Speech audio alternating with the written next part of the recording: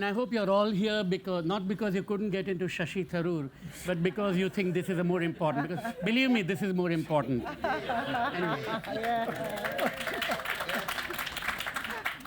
Anyway, I have a very distinguished panel. I won't introduce them. You have the materials with you because we want to get on quickly with the topic of the day, which is indeed the elephant and the dragon.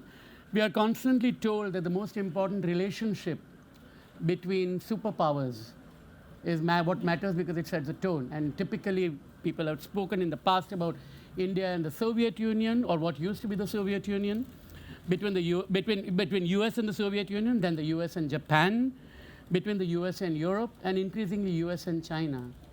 And Indians are feeling left out, in that kind of a conversation, saying that why is it that being the largest democracy, growing at what rate India is growing, nobody knows. So we won't get into that just now. But a growing economy, let's put it at that. And yet, in this kind of a binary, India is often lost. What kind of a relationship exists between India and China? Because that relation has a huge impact, at least in Asia Pacific, and certainly it can have an impact around the world. Now, it used to be a little bit simpler in the past when both of them were on completely different trajectories. India had opted for a democratic form of government. China had opted for a communist form of government, or whether China opted for it is a different matter because we never knew if there was an election to decide that. But that's where the situation was. But at the same time, if we start looking at the human rights record of the two countries, then a completely different picture emerges. India has the rise of the Hindu right, and the treatment of the minorities has been quite appalling in recent years. And in the past, the way the military has been deployed in certain areas. But then China has its own problem with Tibet and with Xinjiang now. And at the same time, China has far better human development indicators than India has. So it's a very different kind of a relationship, very different kind of context in which the two are.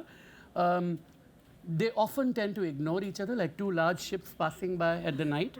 And at the same time, they also are curious about each other. India thinks it has soft power. China thinks it has hard power. China is a factory of the world. India is a services capital of the world. So all kinds of issues about both the countries that make it very, very interesting. It's common challenges too. I mean, one of the major common challenges is going to be climate, clearly. But more than that, also the position of women in society, inequality, how you treat minorities in the country, and how do you deal with that. And interestingly, both the countries have the face of one person on their currency note. China has Mao, India has Gandhi, and both are increasingly less relevant in each country. And so what does that relationship mean? To get us started on this, Steve, I thought I'll start with you first, that for many years, India allowed itself the excuse of being slower than China in economic development because it always said that we are a democracy. So we can't do what China can do. Does the presence of an electoral democracy make India different from China? And is that a legitimate excuse or even a desirable one?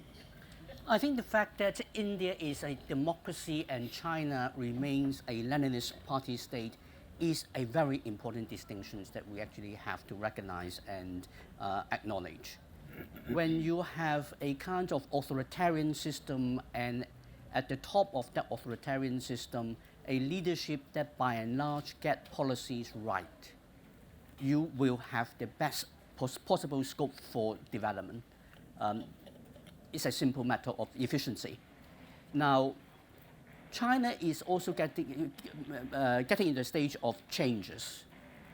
For about a quarter of a century after Tiananmen Square and the collapse of communism in most of the rest of the world, the Communist Party increased the scope for internal policy debates at the top level, which enabled the party to avoid making major mistakes for that period of time.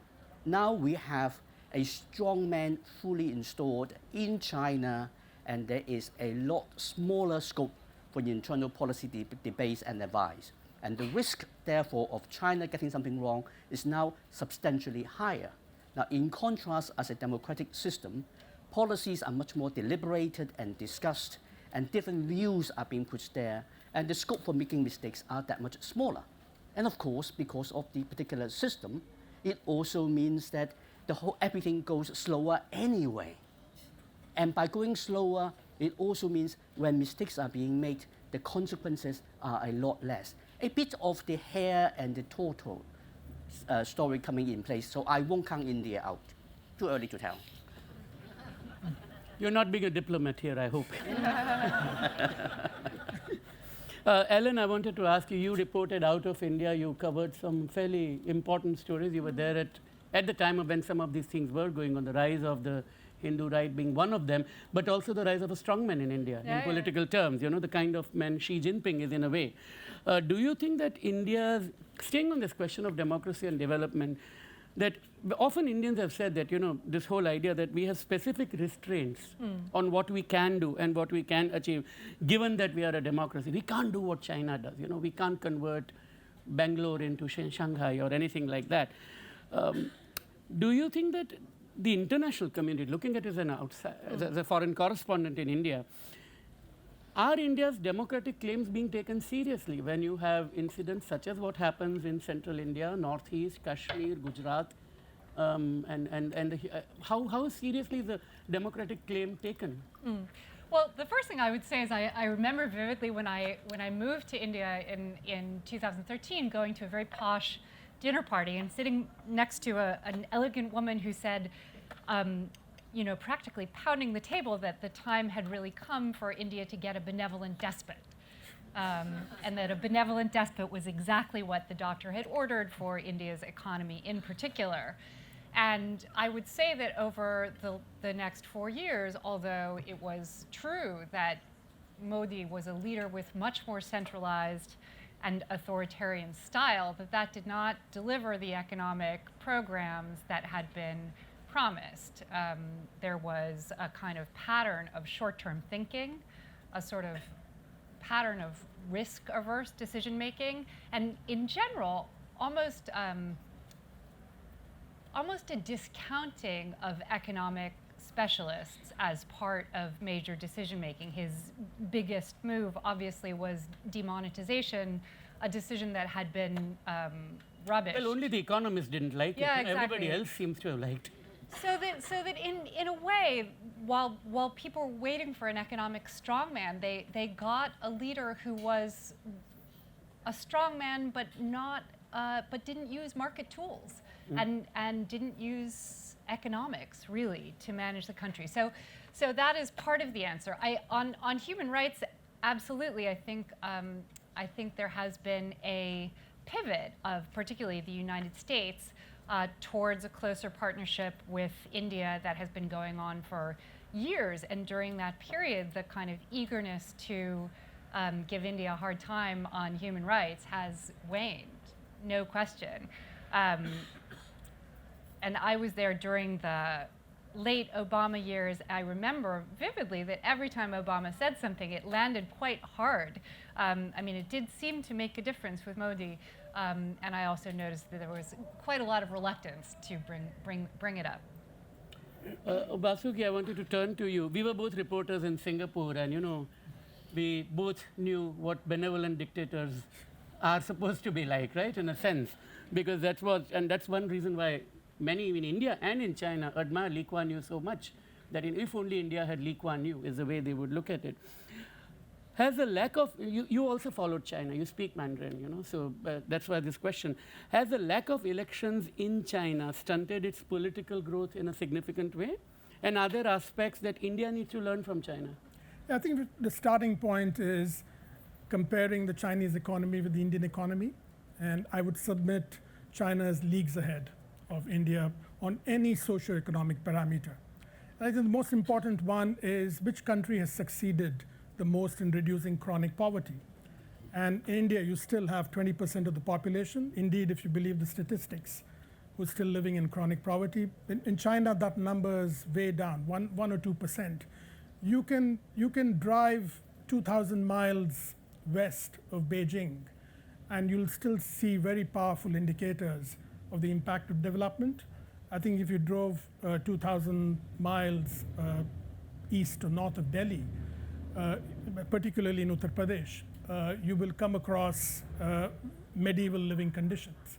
So India's got a long way to go. And I get tired of this debate between democracy versus dictatorship for one reason. there are incredibly large number of dictatorships in the world, in this world. Zimbabwe, for example, not as successful as China in dealing with reducing poverty.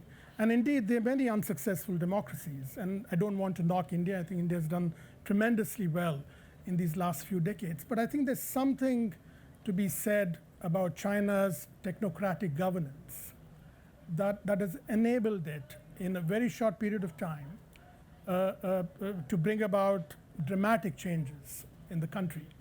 And you're looking here, and I know a lot of people in India will say China opened up in 79, India opened up in 1991, so the reference point should be different.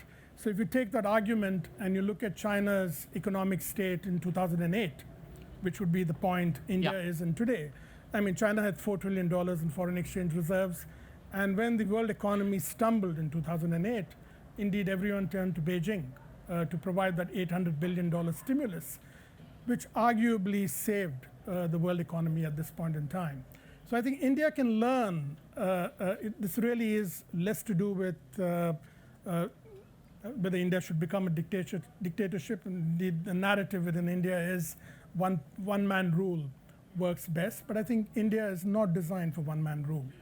And I think there are many aspects of China's development journey. The other frustrating thing that I find, and I'll close here, is how little India knows about China. And I would argue, thanks to Bollywood and the success of Indian cinema in China, China is having its discovery of India through Indian cinema. But we eat gobi Manchurian, you know, so you shouldn't rule that out. Just hold that thought, because I do want to come to that, and I have questions for all of you on that. But I want to stay on this technocratic form of governance. And Steve, I know you want to come in, but I'll just put the question, if you want to address that as well, that is democracy really restrained for technocratic governance? Just reflect on that. But Steve, yes. I think we also need to bear in mind, in terms of the contrast between China and India, that China had two huge advantages. One was the capacity to tap into the Chinese diaspora. I mean, India also has a very powerful, well-qualified diaspora globally, but they are not responding to go and help India develop in the way that the Chinese diaspora did in the 1980s. In the 80s, when China started to change with the reforms, the two most important economies that pulled the Chinese economy along were in fact Hong Kong and Taiwan. And that accounts for a lot. And then you have the rest of the overseas Chinese communities going back to China to help with the building up of the managerial capacity and help the development generally. The second one is that in that process, China captured the imagination of the world. And that initial process was supported by massive investments from the United States, from Japan, and from Europe, and then practically everywhere else. At the moment, India is not getting anything like that. So if we get all that together, the role of the political system and the effectiveness of the technocrats, I think will look a bit rather smaller. I'm not saying that it doesn't matter. The Chinese technocrats certainly have been quite successful. But again, the Chinese technocrats, the first generations of the reformer technocrats were mostly trained in the West. When institutions like the Ford Foundation and the World Bank were funding massive programs for young Chinese to go to places like Oxford, SOAS, Cambridge, Harvard, elsewhere to get trained, and they go back. You look at the senior ministers in China now, a lot of them had that background. Yeah. Any reflections on the technocratic part of it? That is the democracy, does democracy stop hiring of technocrats to take part in the decision making? Because I was intrigued by that thought you had, Basu. I think the Chinese system, for example, Xi Jinping became president with the criteria that he was party secretary at the provincial level, served at least 2 terms, so he understood China's complex diversity. Even though, you know, when we look at the Chinese population, one would think that there's lack of diversity. But there's huge regional disparity and diversity within China. And I think India also has its civil service. But I think the Indian civil service ensures that the trains run on time, that there's some element of administration that happens even in provinces where political rule is in question. But I think there's something very different in the way China grows its technocrats, who are able to take, and power is concentrated in this very, very small group of people. So the way Xi Jinping determines whether a particular project moves forward is through this group of super bureaucrats who really make sure that it is implemented. But even in China, in the last 5 years, I think the lesson is technocratic governance is under stress, mainly because Xi Jinping is under the cloak of this massive anti-corruption campaign, is going after the great and the good.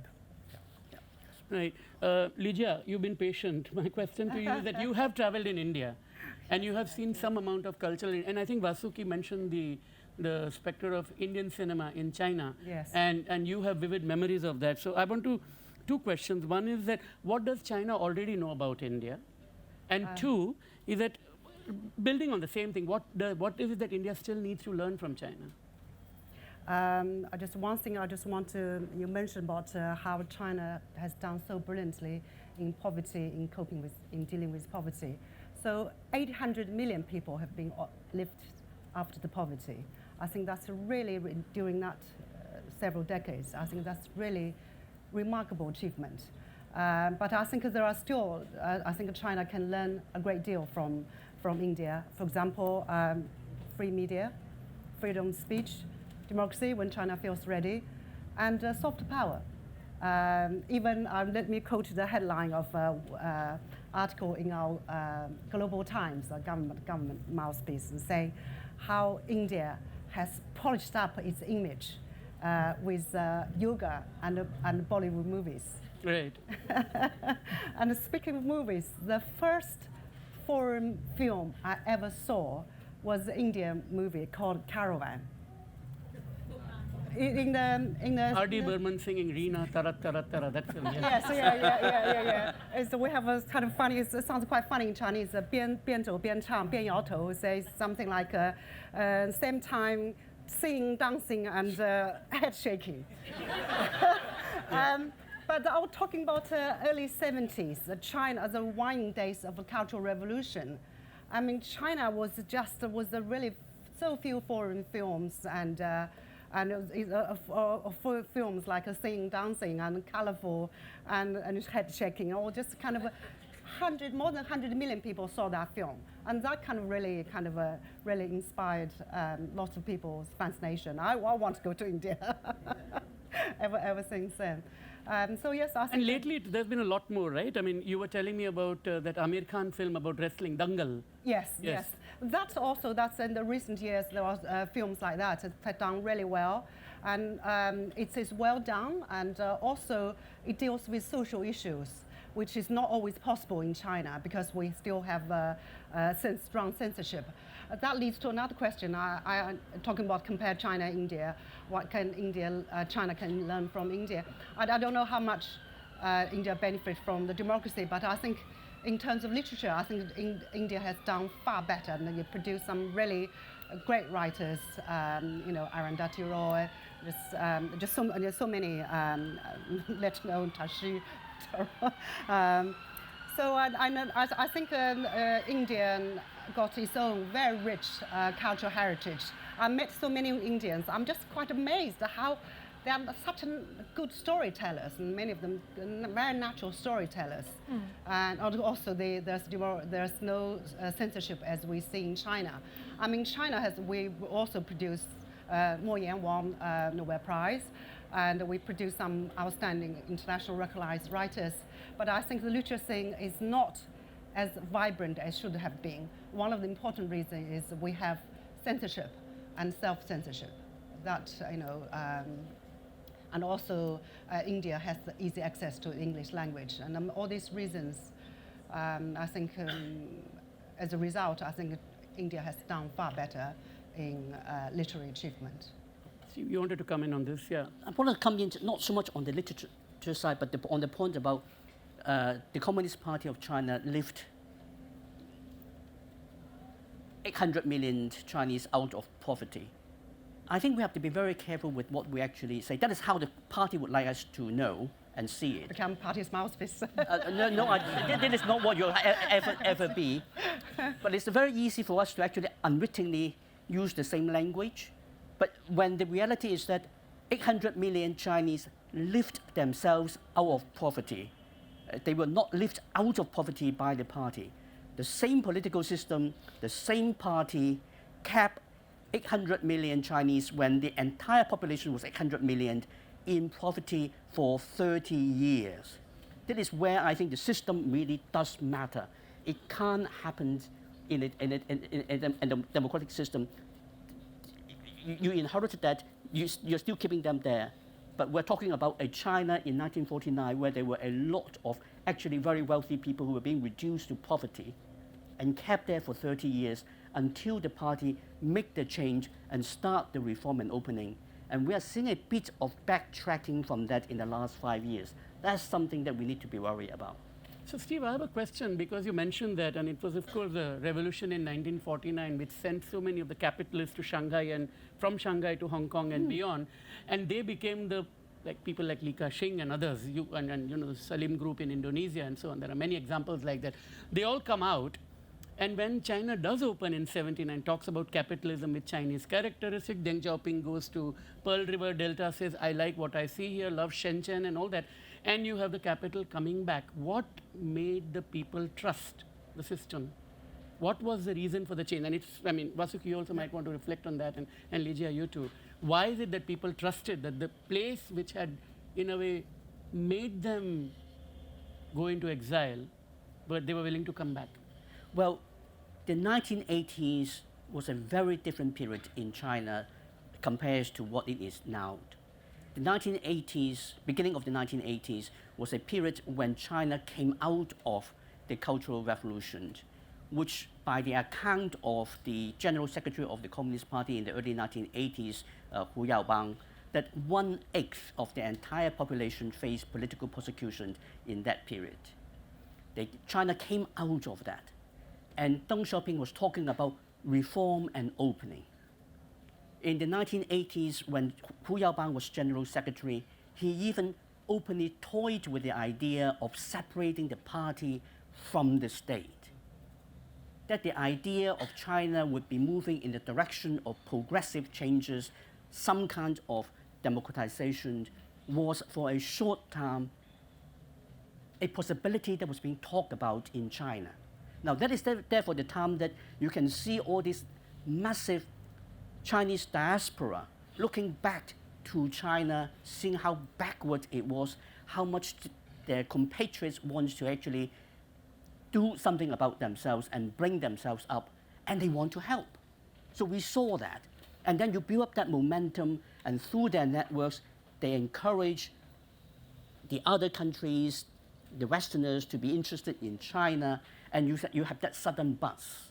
And even after the Tiananmen repression and massacre, you had people like the then American President George H.W. Bush, who wanted to re-establish his contacts with his Chinese friends because he couldn't believe in it. Because he was ambassador in it, China, absolutely. Yeah. That's why he couldn't believe in it. So that momentum was being built up. There's a belief that we could change China, that by working with the Chinese government and working with the Chinese people, we will make China more like us, democratized. Now we know that was a fantastic dream, but that was all it was. Yeah. Alan, I want to shift the conversation a bit and look at technology because it's an area where both have made strides. Of course, China in manufacturing, all of us have a phone made in China, most likely, and quite likely the software in it is written in India. So there you go. So both India and China are using technology very avidly. Cell phones are very widely used. Internet access is widespread.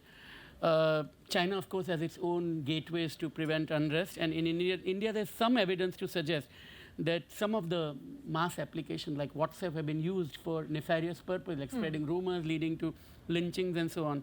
How do you think the technology is transforming the two societies? And can that play any kind of a bridging role between India and China? So what I remember is that there were a number of elections that where we as reporters would go out and try to understand what the campaigns were about or what the political rhetoric was about. And we discovered that we had it completely wrong. And I think part of it was because elections had shifted from a discussion that was taking place on stages or in town centers to a discussion that was taking place largely on social media or on WhatsApp.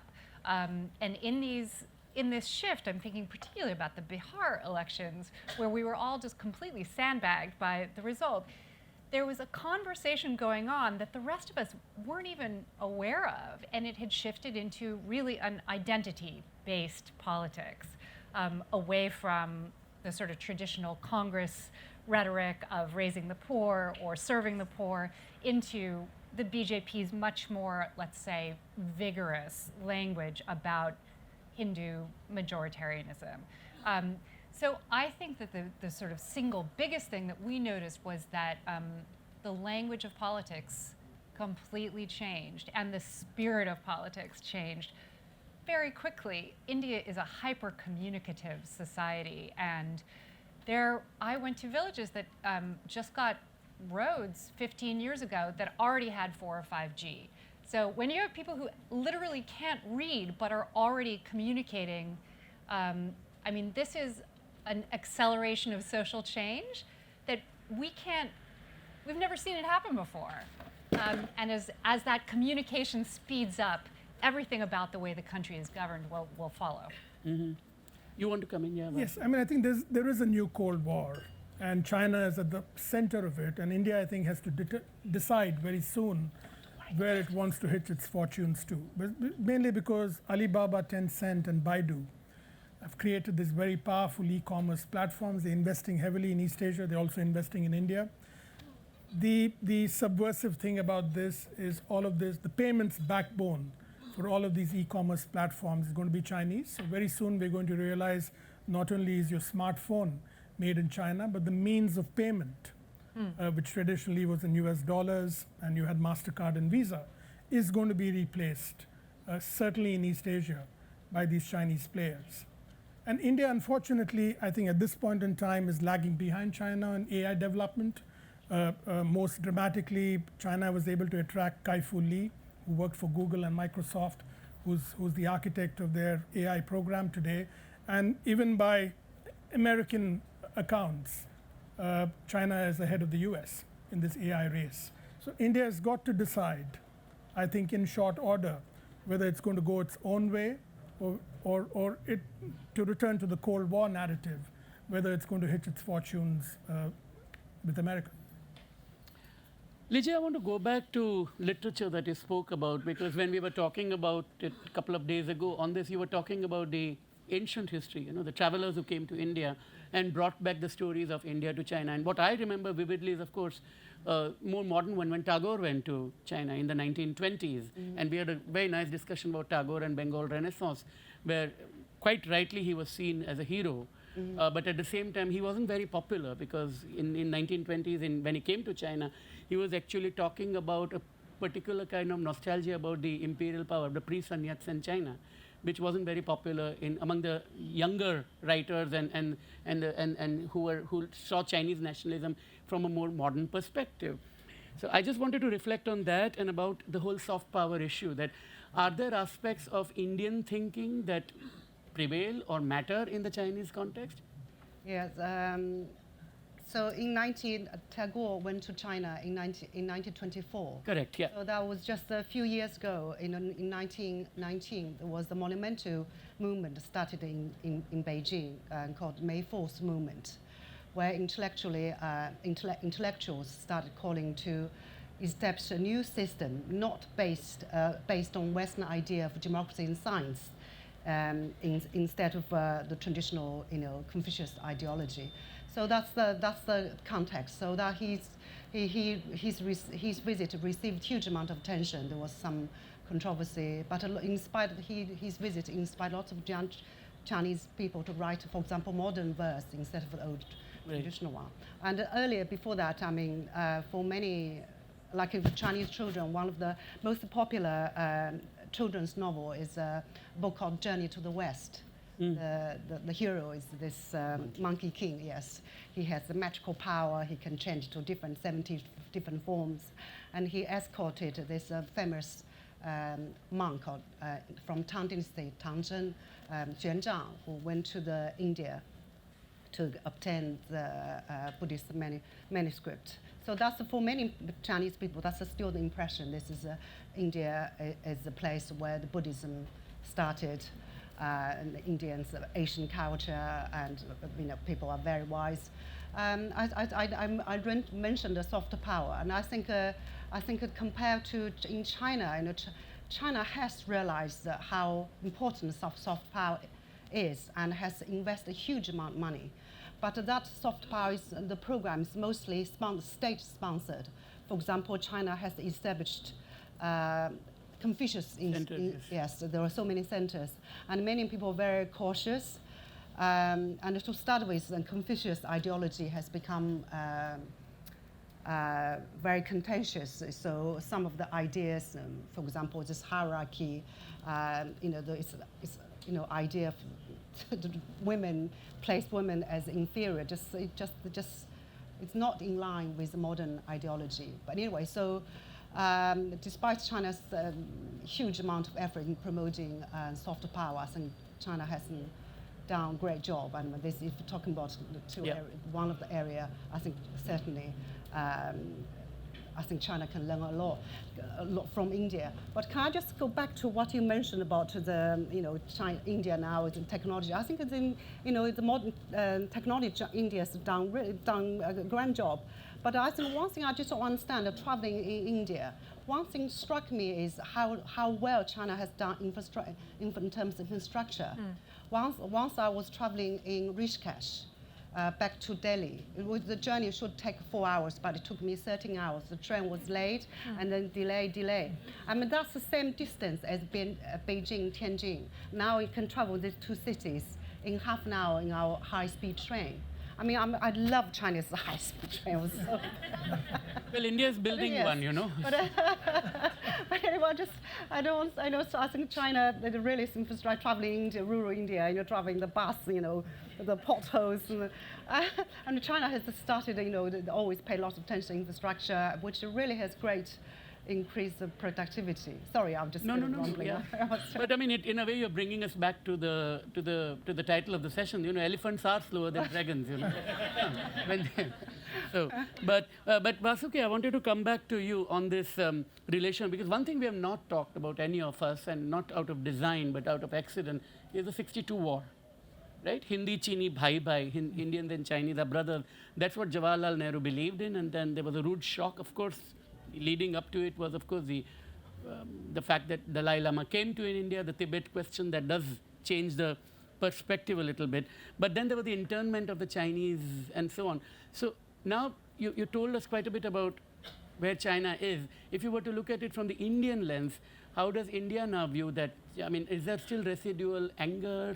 Every time, Dalai Lama wants to go to Arunachal Pradesh, it becomes a big issue. China threatens something. Every time the Chinese head of state or head of government comes to India, Tibetans want to protest in Delhi, and Delhi doesn't know what to do.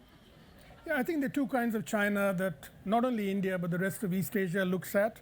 It looks at benign China, and that comes through in the trade and investment that China has, and China's opening up has made possible in the last 3 decades. Increasingly, we are seeing brutal China. That manifests itself in Dalai Lama goes to Taiwan regularly, goes to Japan, and the kind of propaganda that the Chinese propaganda machine puts out at this point in time. I think it's also interesting that the Chinese students read very little about 1962. 1962, I think, merits a footnote in recent Chinese history, where it's a big deal in India. And I think that's fundamentally the reason why India negotiates China with so much of caution and with so much of suspicion. And I think most of the suspicion is probably well-founded. If you look at the relationship purely through the security lens, then I think you're bound to say this is a permanent Cold War. It's inevitable that there could be conflict down the line. But at the same time, I've been intrigued with this absolutely perverse curiosity that ordinary Chinese have towards India. And it comes through not just through Hindi cinema.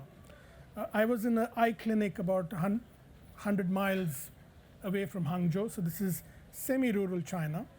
And most of the eye doctors I met had been trained in India. They were deeply impressed with India's frugal innovation. And this kind of thing doesn't come into the official or even the media narrative. The two countries are, it's a very careful choreography on one side on the political diplomatic relationship. But I think people on both sides are trying to figure out a way of understanding each other. And only 200,000 Chinese tourists visit India every year. 8 million Chinese go to Japan. And I think clearly there's an imbalance in this people-to-people relationship, which hopefully over a period of time will help reduce the military tensions. Yeah, and Lijia, I just wanted to bring in, we were talking the other about Dr. Kotnis, who's still remembered very warmly. Yes. You want to talk about his Chinese name and all that, yeah? All right. So there was this doctor. For me, I always in China we all knew him as Dr. Ke Dihua. Yeah. And so that Ke is just from his English name is yes. So his Dihua in Chinese means the younger brother of China. Right. And he went to China in 1938 and to help China, and he worked in northern China and liberated the Communist Chinese Party, the area, and he did a great deal. And he later married to a Chinese lady. There was a film made about him, so there was, I found it quite interesting. There was 2 points. So towards the end, he was also the first, one of the first Western, he was the first foreigner who married to a Chinese woman, and also he was one of the first few foreigners who joined the Chinese Communist Party. Right. Okay. And this was kind of taken as a truth, but I don't know. The international wasn't having company recognized. But anyway, so he saved many lives, and he overworked. He died when he was 32. He had a son, and he called Yinghua, means Indian China, Ke Yinghua, yes. So, Okay. I mean, even today, he's regarded as a kind of symbolize the friendship between China and India. And you said there was a film made in China about him, which I didn't know about. We knew about Dr. Kotnis Ki Amar Kahani, which was a Hindi film by V. Shantaram in 60s or something like that, yeah. But yeah. Yes, there was a film made in 1984. So Right, I remember okay. I saw the film played by a very handsome Chinese actor. Wonderful. Must check it out. I must check it out. Steve, you wanted to come in, and I also have a question for you, but on this, yeah. Not on the good doctor, but sort of on the points that Vasuki made earlier about the two China. That kind of reminds me of the two Boris. And the two Boris, of course, is only one. The two Chinas also, of course, is just one. It's Right. the same China. It's just the two sides of the same coin there. And I think we have to bear in mind that. But also in terms of the Chinese-India relationship, I think we have to acknowledge that for a very long time, for many decades, the Chinese did not take India as seriously as India took China. And that is just a reality that we have to accept and acknowledge. But having said that, I would say that moving forward, that may begin to change a bit. Why? Well, I think it's probably going to change because of the wider international context is changing. I think we are going to be seeing China and the United States decoupling in a process, not sort of just divorced just like that. But it's going to be a process of the two decoupling, and in that process of decoupling, India becomes strategically much more important to China, and therefore they will be doing a lot more to try to engage with China and pay attention to India in the way that they had not done for decades. Does this mean that, India would love to be one of the permanent 5 or permanent 7 in the Security Council? There's a belief in India that India was offered and Nehru did not take it. He said, no, let China go first.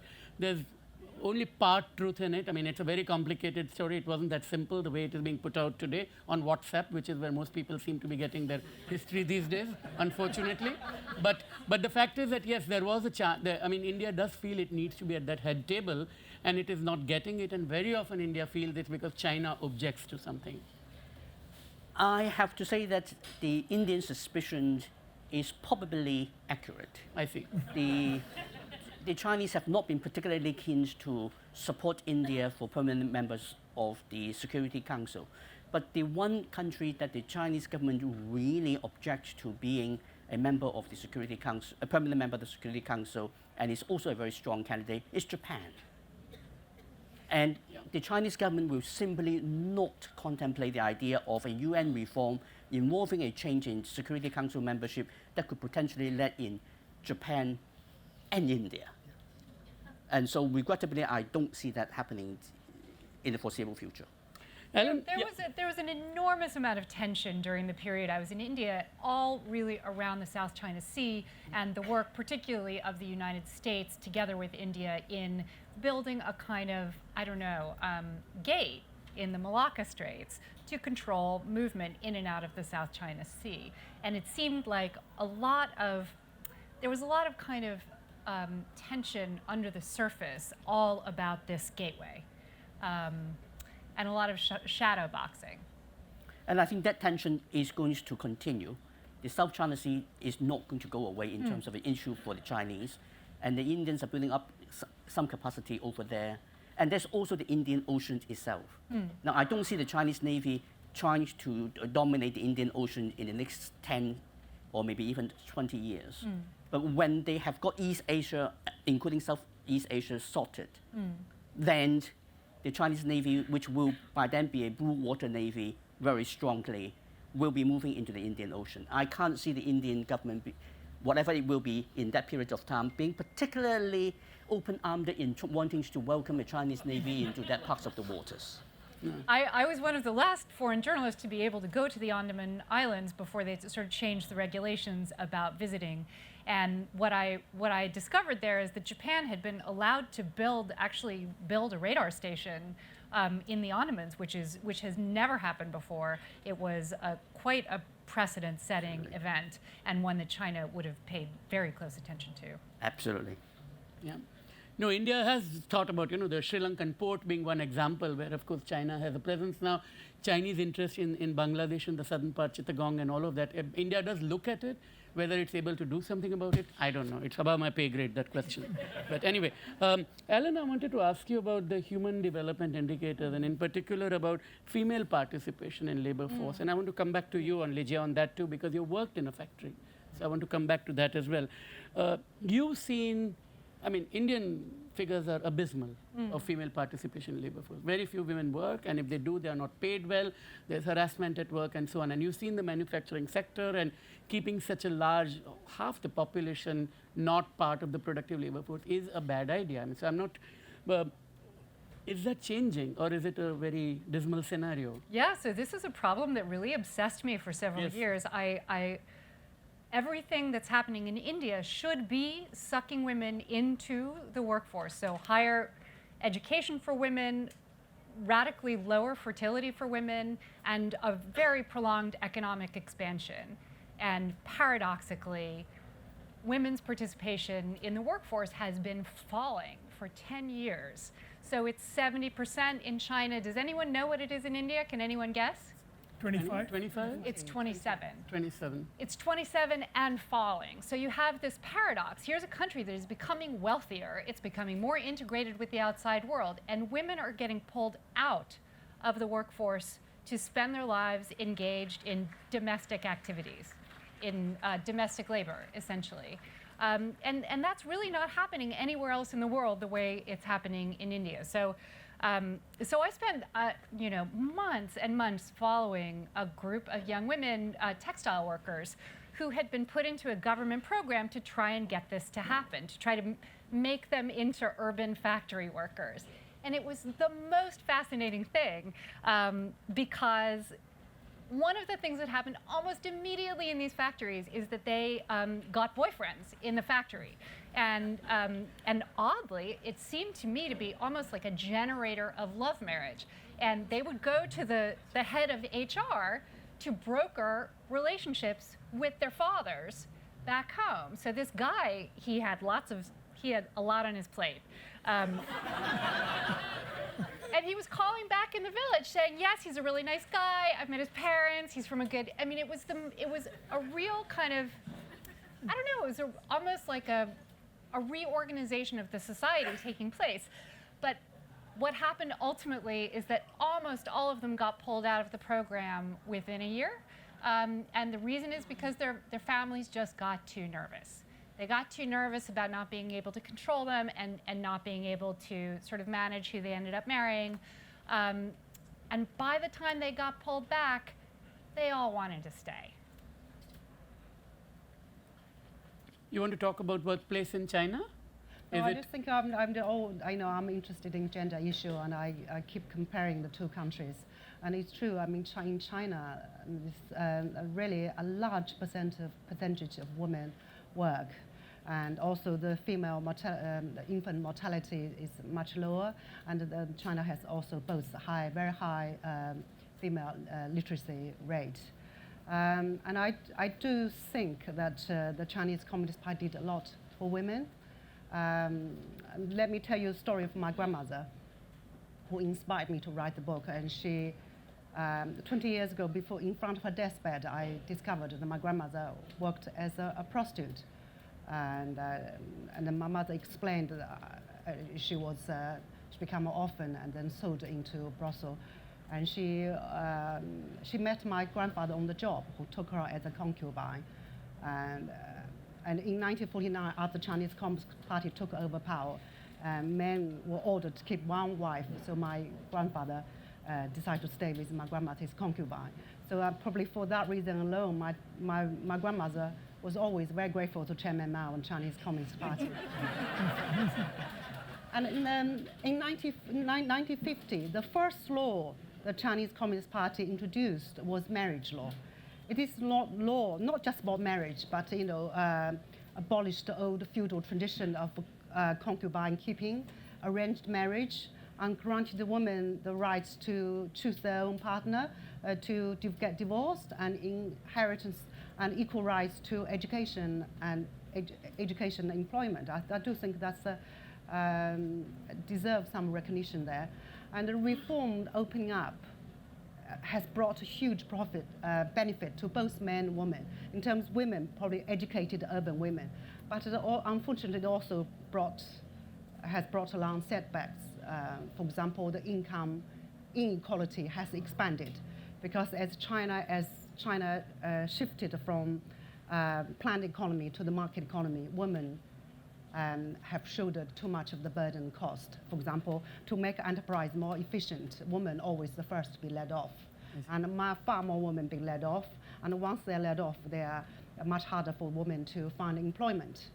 And also, the Maoist style kind of equality was replaced by open sexism. I wrote about it and how some jobs not even open to women, and sometimes companies sack women.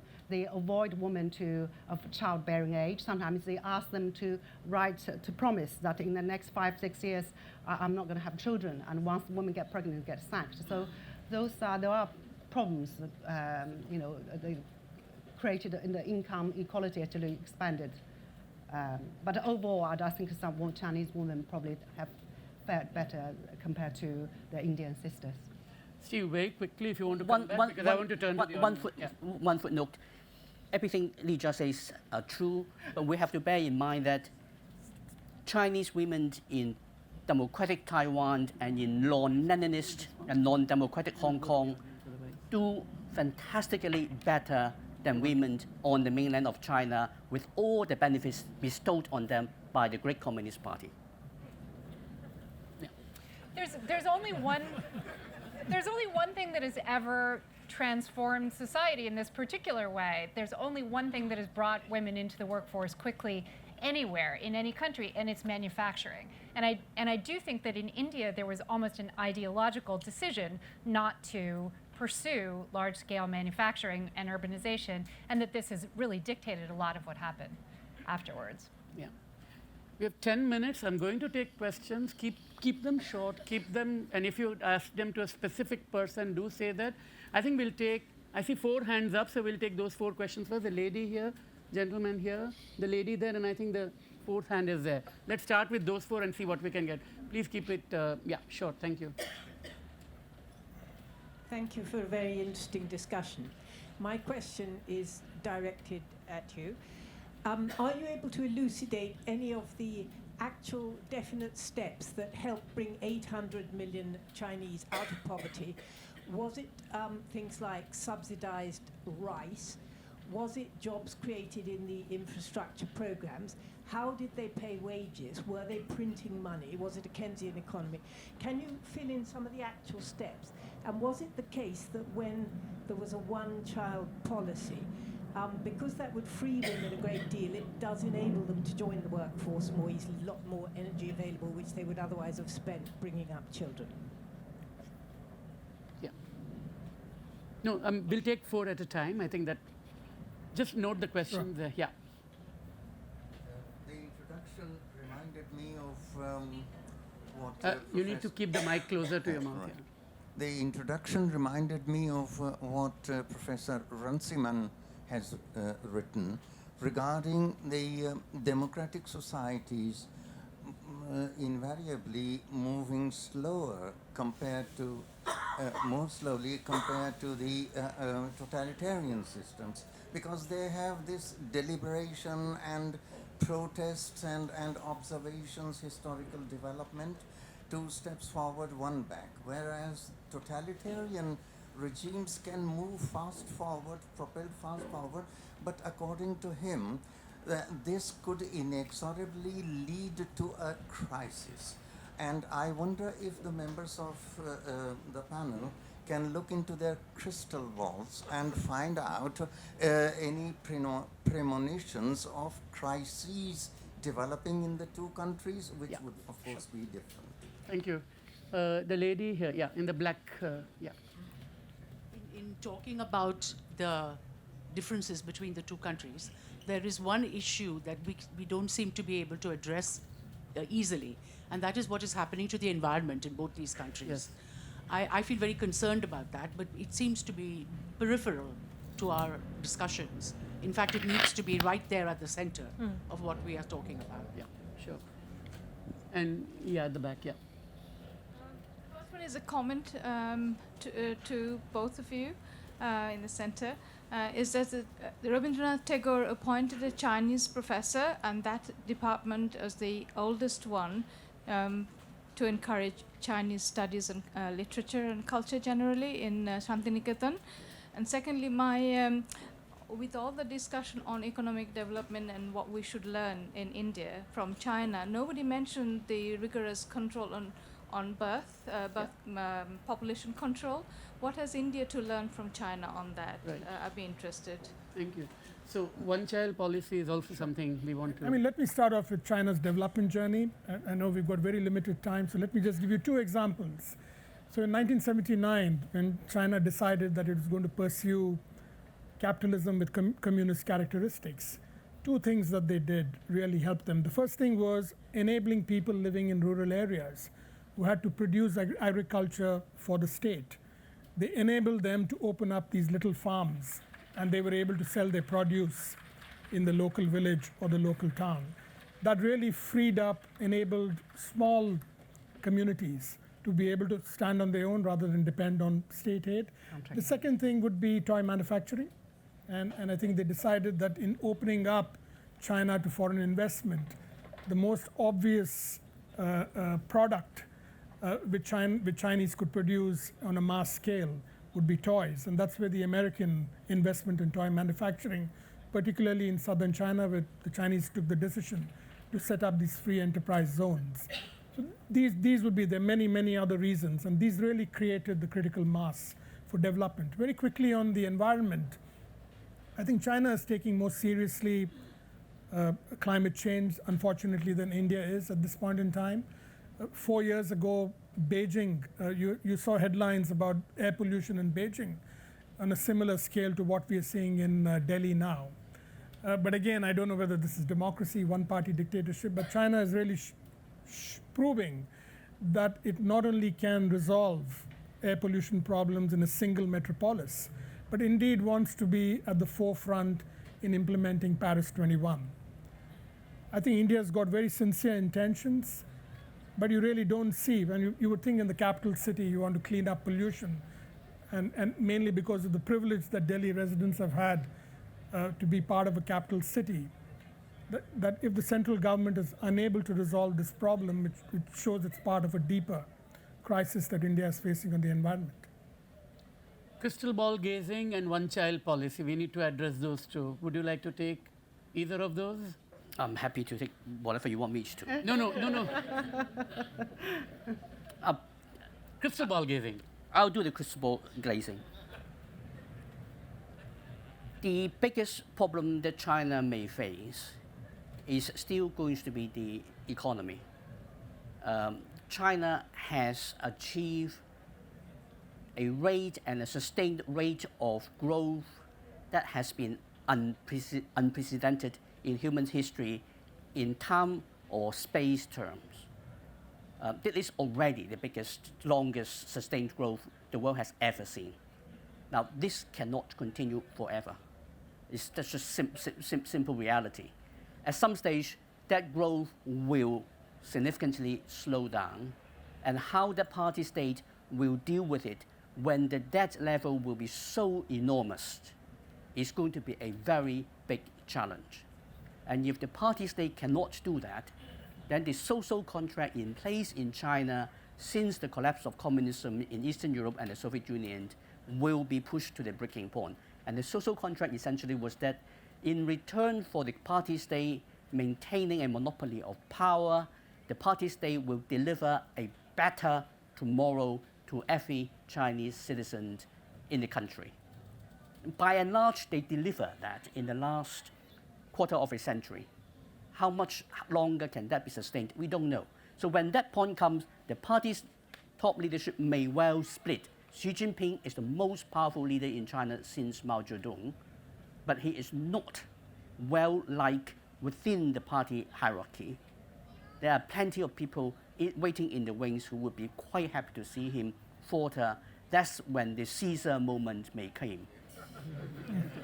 We have 2 more minutes, so very quickly, Lijia, and then you. Yeah. Can I just add about the environmental issues? Yeah. I think China, when the reform opening up started, and so many Chinese made a mistake to think, make money first and then fix the environment. But now, so the government realized how important it is. So they, for example, invest money to upgrade the factory, so less pollution, and kicked out the big polluters. And also, China has become a leader in green environment. Move on to the family planning. Yes. And I think most people know about the terrible side of that. But if I can mention about some good positive things, is just before the family planning, resources in the families of the resource always had been placed on boys. But things because so many families got one child, so many girls from the single children, they get the benefit of receive the resources from families. I do make the younger generation women more assertive. I want to flag one thing that I see on the horizon in India. While I was there, the FBI actually put an agent at our embassy in Delhi because India had become such an exporter of frauds and was overtaking Nigeria as the kind of world's exporter of large-scale frauds. And this is sort of specifically coming out of call centers, different kinds of telephone frauds. And I interviewed a bunch of the guys who worked for one of these fraudulent companies, and they were like the epitome of aspirational India, exactly the kind of people that Modi had been talking about in his election. But they had tried to find call center jobs, and there weren't any. So I guess what I want to say is jobs. There's 1 million young Indians coming onto the workforce every month. Every month. This should keep people awake at night because they have high expectations. They've been given high expectations, and if they're disappointed, there's going to be hell to pay. Very quickly, in one sentence, please. Yeah. Pakistan can be a bridge between India and Pakistan? Let's see who wins in. Let's see who wins in Manchester tomorrow. Then we'll. It's a fascinating topic. I wrote a book on Bangladesh, and the whole US desire to have good relations with China was one reason Pakistan could do a lot that it could. But let's not go into that story yet. I just wanted to say one final thing on the demography, because I think it's a useful thing to point out that an adverse aspect or adverse impact of the one-child policy was, of course, a very distorted pyramid, population pyramid. And China is beginning to learn how that got it wrong. And ultimately, China is going to need young taxpayers to pay for the pension, which is going to look after the population, which is rapidly aging. It's going to be a problem for India too, and which is why Alan is absolutely right, that getting jobs for these people who are 1 million a month, I didn't know the figure, is going to be a priority. It is a priority that China understands, has tried to get it right. India has to get it right. Any final words? Otherwise, we can stop here. Yeah, please. And I agree with Steve's point. I think the relation between China and India will become more important. I think with China and the US on the trade war, I think China has now looking for, to build a warmer relationship, for example, with India. I think anyway, and also I think there are more Chinese willing to travel to India, individual, not as group. Because the recent films like Slumdog Millionaire, I think kind of people, or the Slum Yep. 30, so we haven't got a group. And also, if the India government can make the visa application easier, they will check it more. That they need to do for everybody.